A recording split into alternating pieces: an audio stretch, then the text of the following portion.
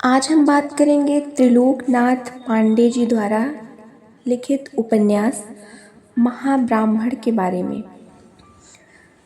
महाब्राह्मण उपन्यास त्रिलोकनाथ पांडे की सद्य प्रकाशित कृति है और ये लेखक के द्वारा इसमें उपन्यास में अदृश्य सूक्ष्मता को मुखरित करने की पूरी प्रक्रिया बड़ी ही रोचक है। इसमें लेखक का बड़ा ही लंबा अनुभव और गहन अध्ययन हर जगह स्पष्ट तरीके से दिखलाई देता है। इतिहास को सुलझाकर उसको नए कलेवर, नए रूप प्रदान करने में त्रिलोकनाथ पांडे जी बड़े ही सिद्धहस्त हैं। यही इनकी पूर्व प्रकाशित कृतियों की अंतर्वस्तु भी है, लेकिन इस कृति में वर्तमान अनावृत है।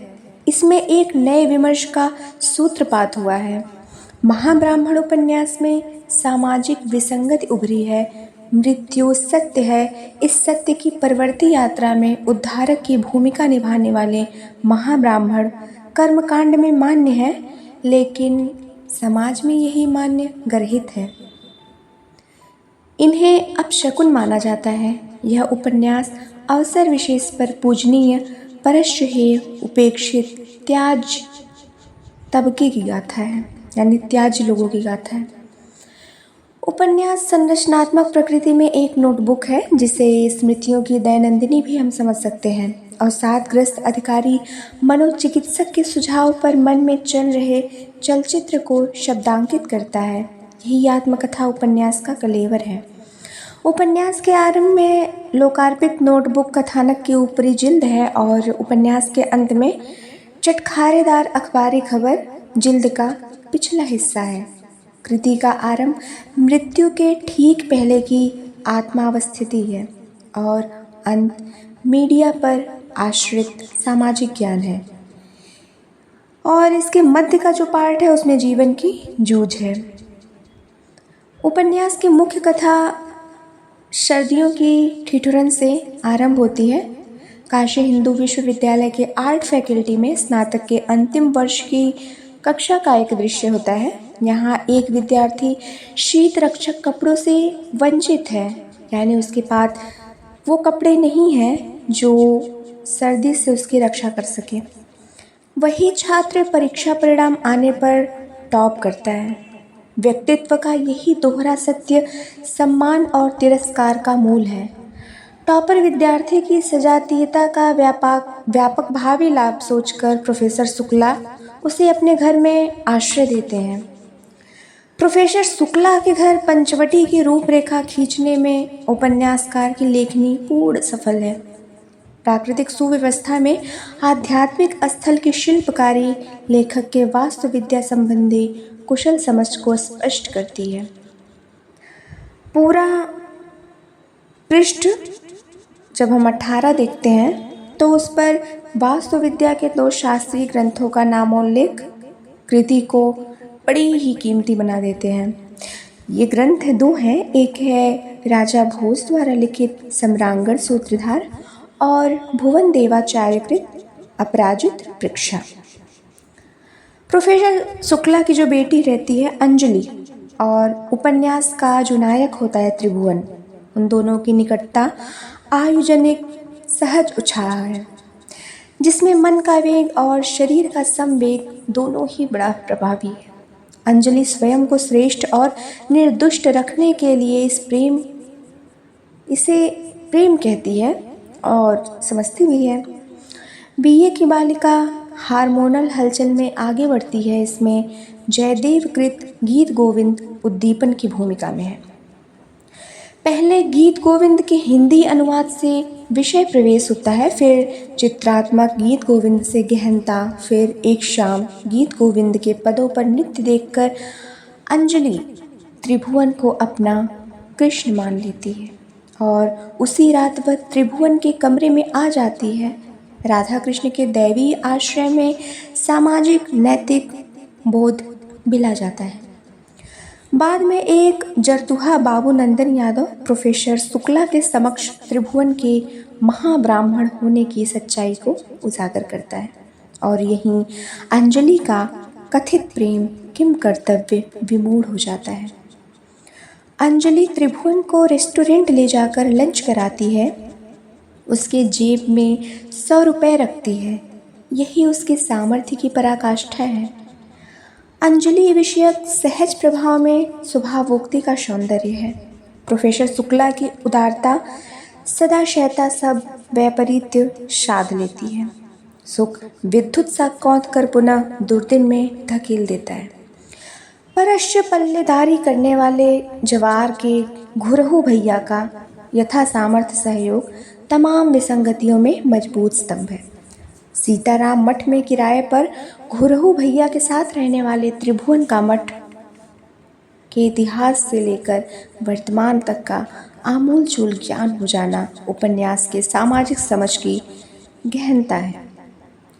आदर्शवाद नैतिकता की पैरवी करने वाले समाज के भीतर बजबजाती तराव पर अव्यवस्था को उपन्यासकार आर पार देखते हैं और सही गलत के फेरे में न पड़कर बस दृश्य दिखाते हुए बढ़ते जाते हैं। उपन्यास के नायक त्रिभुवन नारायण मिश्रा की स्कूली शिक्षा के दौरान अन्य विद्यार्थियों द्वारा चिढ़ाया जाना ओम प्रकाश वाल्मीकि जी की आत्मकथा जूठन के संघर्ष को उभारता है। यानी कि जब इस उपन्यास को आप पढ़ेंगे तो जैसे शुरुआती दौर में जो स्थिति त्रिभुवन नारायण मिश्रा की रहती है तो आपको जूठन की पंक्तियाँ याद आ जाएंगी। स्कूल में त्रिभुवन को अन्य विद्यार्थी कंटहा कहकर चिढ़ाते हैं और ओम प्रकाश वाल्मीकि को चूहड़ा कहकर चिढ़ाते थे। यहाँ वाल्मीकि और महाब्राह्मण की शैक्षिक स्तर पर सामाजिक स्थिति समान है। इमे प्रथम वर्ष में त्रिभुवन जब प्रोफेसर शुक्ला के घर में रहते हैं और अंजलि अपने पिता की अप्रत्यक्ष अनुमति में स्वयं को भरपूर जी लेती है और बाद में भीतर दुबक लेती है। यह घटना भी जूठन उपन्यास की एक घटना से साम्य रखता है, जिसमें एक लड़की, वो मराठी ब्राह्मण है, कह सकते हैं कि महादलित और महाब्राह्मण की सामाजिक सहभागिता में एक ही स्थिति है। स्कूली शिक्षा के दौरान कथानायक अनपढ़ गांव वालों की चिट्ठियां लिखता है और बाँचता है। जैसे कि आप देख सकते हैं मुर्दहिया का जो नायक रहता है वो भी यही काम करता है। उसको गांव में इसीलिए पढ़ाया जाता है क्योंकि वह लोगों की चिट्ठियां पढ़ और बाँट सके। एक नवविवाहिता अपनी सास के सामने चिट्ठी में मन की पीड़ा लिखवाने में खुद को बड़ी असहज महसूस करती है, इसलिए वह सास की अनुपस्थिति में ही नायक को बुलाती है। उसका पति सालों से सालों के लिए खाड़ी देश में है। सास रुपयों की आवक के मान में फूली रहती है। इस आवरण की भीतरी थाती में अंतस का करुण क्रंदन है। निर्जन आंगन में चिट्ठी लिखवाते हुए नवविवाहिता पास ही रतिक्रिया में निमग्न गौरैया के जोड़े पर एकाग्र हो जाती है। बाद में नायक और उसके बीच जो भी होता है वह अंतस की करुणा का प्रस्फुटन है, उच्छृंखलता नहीं। यह एक सामाजिक समस्या है। देखा जाए तो रोजगार के लिए जो पलायन होता है वो दाम्पत्य जीवन के लिए बड़ी घोर आपदा है। परदेश की कमाई से सामाजिक रुतबा तो बनता और बढ़ता ही है, लेकिन विरह में अंदर ही अंदर बिसुरता मन अतीव पीड़ादायी हो जाता है। कथानायक त्रिभुवन नारायण मिश्रा बड़ी सहजता से अपनी माई और कक्का के संबंधों का विवरण डायरी में दर्ज करते हैं। माई गर्भावस्था में ही विधवा हुई थी और कक्का का कुरूपता के कारण विवाह नहीं हो सका था। कक्का रिश्ते में माई के सगी जेठ अर्थात भसुर हैं। माई भयव हैं। भयव के लिए जेठ की परछाई का स्पर्श न शास्त्र सम्मत है और न ही लोक सम्मत। ऐसे में लेखक ने इस संबंध को घर के भीतर पूर्ण सहजता दे दी है। यहीं नवीन आचार संहिता का सूत्रपात हो जाता है। एक युवा विधवा और एक अविवाहित पुरुष के निष्ठापूर्वक निभाए जाने वाले संबंध को लोक और शास्त्र, समाज और परिवार सबकी स्वीकृति मिलनी चाहिए। इससे शरीर और मन की उम्र और अभावजनित भटकाव पर विराम लग जाता है। यह उपन्यास जो कि सोने से पहले की डायरी है, इसलिए इसमें जीवन की रैखिक गति मुख्य है। बीच बीच में स्मृतियाँ अतीत की पड़ताल करती रहती हैं और कथानक में एक गज्जिन सी गहनता आ जाती है। शुक्ला सर के घर से निर्वासन के बाद परीक्षा में कम अंक आना और फिर नायक का अज्ञात दिशा में बढ़ना, फिर इलाहाबाद का पड़ाव और सिविल सेवा में तीसरी रैंक ले आना दुत्कारे हुए के सामर्थ्य की असलियत उजागर करते हैं। इस पड़ाव पर राकेश सर की आत्मीयता अद्भुत है, जो सिविल सेवा परीक्षा का परिणाम आने पर त्रिभुवन के घर पहुंच जाते हैं, लेकिन उनकी रैंकिंग पीछे होने के कारण ट्रेनिंग के बाद ही यह मैत्री विलग हो जाती है। ट्रेनिंग की प्रक्रिया का क्रमशः विवरण तैयारी से संबद्ध असफल अभ्यर्थियों के लिए तृप्ति प्रदायी है। त्रिभुवन के चयन के बाद ओहदे वाले ससुर का रिश्ता और मृणालिनी जैसी हाई फाई पत्नी, विवादित धर्मस्थल पर पोस्टिंग, ये सब मिलकर एक होनहार को खोखला कर देते हैं और वह अपनी यह लीला ही समाप्त कर लेता है। यहाँ अभाव की संभावना में उत्कर्ष है और उपलब्धियों के खतरे जानलेवा हैं। स्मृतियों में समाजशास्त्र है, महाब्राह्मणों की जजमानी वितरण व्यवस्था की झलक भी यहाँ है। साथ किसी की जजमानी किसी और द्वारा बिता लेने का छल भी रोचक सामाजिक गुम्फन है। त्रिभुवन का जजमानी में जाना स्वयं की स्वीकारोक्ति है।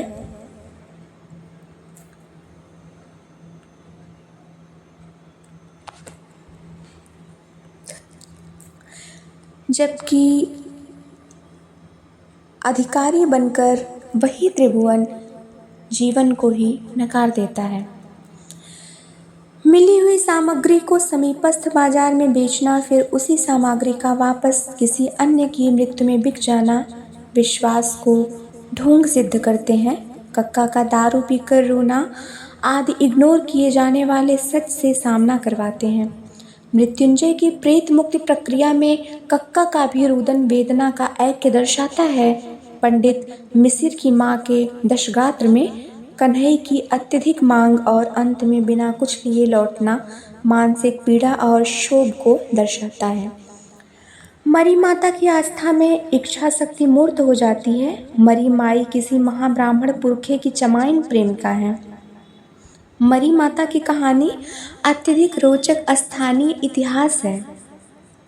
अब हर गांव में, मतलब कहीं कहीं किसी गांव में एक मरी माता होती हैं, ऐसा माना जाता है, उनकी लोग पूजा करते हैं। तो ये इस उपन्यास में भी वर्णित है। उपेक्षित महाब्राह्मणों की एकता में सुभाष चुनाव हार जाते हैं। सोमारी, मंगरी आदि स्त्रियों की जीवन यात्रा में रुतबेदारों का यथार्थ समाया है। तमाम ऐसे प्रसंग हैं जो मन की कथरी पर सीवन बंदे गुथे हुए हैं। ऐसे में दुर्दांत वर्तमान है जिसमें प्राण रक्षा की संभावना ही अवशिष्ट नहीं है। उपन्यास में नायक की जीवन यात्रा में अनुभवों की गठरी है, संघर्ष की परतें बनती हैं और उघरती हैं। इसी ब्यू सांस घूमती है और नींद की गोलियां स्थायी विश्राम प्रदायनी बन जाती हैं। यह उपन्यास यथार्थ पर आधारित और सामाजिक मनोवृत्ति पर केंद्रित घटनाओं का ब्यौरा है। साहित्य जगत की इस निधि से पाठक अदृष्ट का साक्षात्कार कर सकेगा। इस जटिलतम व्यूह के समाधान पर सजग पाठक विचार गोष्ठी आयोजित करेगा। इस स्तर पर साहित्य का उद्देश्य हितम बुद्धि विवर्धनम फलीभूत हो सकता है। यह कृति हाशिए से लुढ़कते वर्ग का कच्चा चिट्ठा प्रस्तुत करती है। मुख्य धारा की दृष्टि के समक्ष अज्ञात अनावृत हो जाता है। महानता का आवरण उघरते ही जो तीसरा यथार्थ है वह एक संघर्षशील होनहार के लिए जानलेवा बन जाता है। बाहरी भीतरी कई परतें समाज व्यवस्था के गहरे मनोविज्ञान को सहज ही सतह पर ले आती हैं। भाषिक सौंदर्य की दृष्टि से सामाजिक इकाई और प्रसंग के अनुरूप शब्द चयन, शिष्टता का सीमित दायरा पाठकों को थोड़ा अश्लील लग सकता है। त्रिभुवन नारायण मिश्र अवसाद में स्मृतियों को अंकित करते हैं। अधिकारी होने का रौब उन्हें संभाल नहीं पाता। नौकर, अर्दली, ड्राइवर आदि मित्र नहीं होते। ऊपर के अधिकारी व्यवस्था की जिम्मेदारी सौंपते हैं, लेकिन निर्दोषता पर भरोसा नहीं करते। बेरोजगारी, गरीबी में जिंदगी बची रहती है, लेकिन नौकरशाही बहुत ही अकेला कर देती है। ट्रेनिंग में हार का सामना करना शायद नहीं सिखाया जाता है। त्रिभुवन प्रेम से पत्नी का हृदय परिवर्तन करने का हर संभव प्रयास करते हैं। बदले में इससे झूठा इल्जाम मिलता है।